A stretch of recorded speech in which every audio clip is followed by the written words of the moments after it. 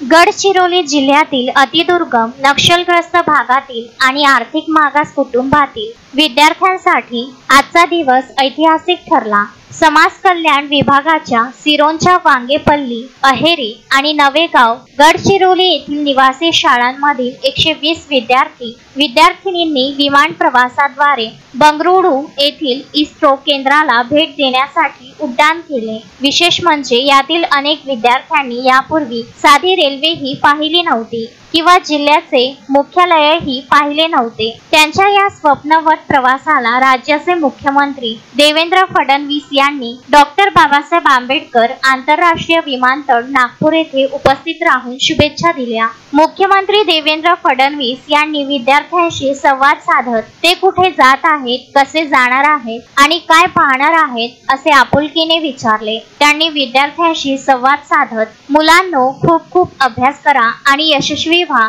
या शब्दात प्रेरित केले। आदिवासी विकास मंत्री डॉक्टर अशोक उईके आणि गडचिरोलीचे जिल्हाधिकारी अविशांत पंडा, सामाजिक न्याय विभागाचे प्रादेशिक उपायुक्त डॉक्टर सिद्धार्थ गायकवाड यांनीही विमानतळावर उपस्थित राहून विद्यार्थ्यांना शुभेच्छा दिल्या। Vidarbha news bureau, Gadchiroli.